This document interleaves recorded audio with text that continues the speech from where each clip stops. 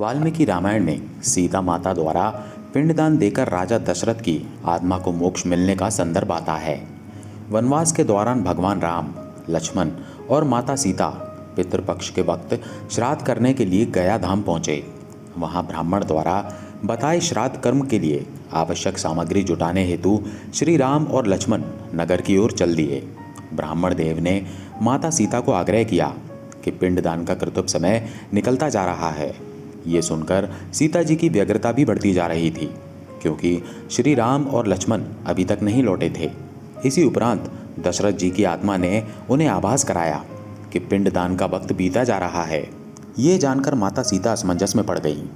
तब माता सीता ने समय के महत्व को समझते हुए ये निर्णय लिया कि वो स्वयं अपने ससुर राजा दशरथ का पिंडदान करेंगी। उन्होंने फल्गु नदी के साथ साथ वहाँ उपस्थित वट वृक्ष, कौआ, तुलसी, ब्राह्मण और गाय को साक्षी मानकर स्वर्गीय राजा दशरथ का पिंडदान पूर्ण विधि विधान के साथ किया। इस क्रिया के उपरांत जैसे ही उन्होंने हाथ जोड़कर प्रार्थना की तो राजा दशरथ ने माता सीता का पिंडदान स्वीकार किया।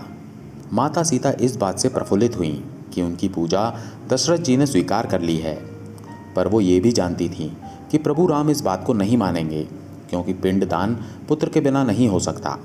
थोड़ी देर बाद भगवान राम और लक्ष्मण सामग्री लेकर आए और पिंडदान के विषय में पूछा। तब माता सीता ने कहा कि समय निकल जाने के कारण मैंने स्वयं पिंडदान कर दिया। प्रभु राम को इस बात का विश्वास नहीं हो रहा था कि बिना पुत्र और बिना सामग्री के पिंडदान कैसे संपन्न और स्वीकार हो सकता है।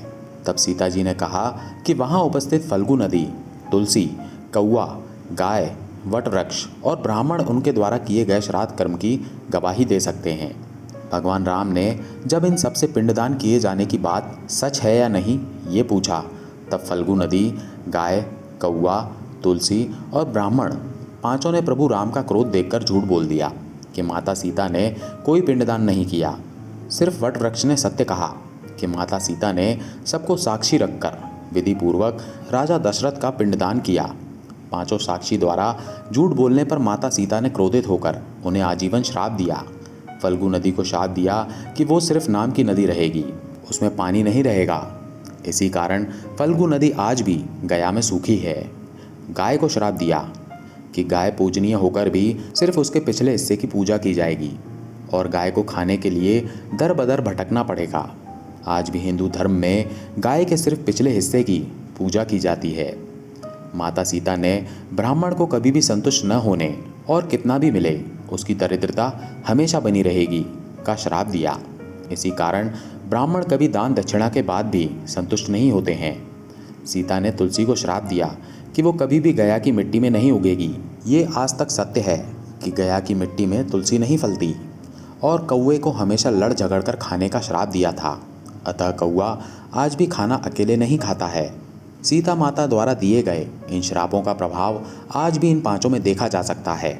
जहाँ इन पांचों को श्राप मिला, वहीं सच बोलने पर माता सीता ने वट वृक्ष को आशीर्वाद दिया कि उसे लंबी आयु प्राप्त होगी और वो दूसरों को छाया प्रदान करेगा, तथा पतिव्रता स्त्री उनका स्मरण करके अपने पति की दीर्घायु की कामना करेंगी। जय सीताराम।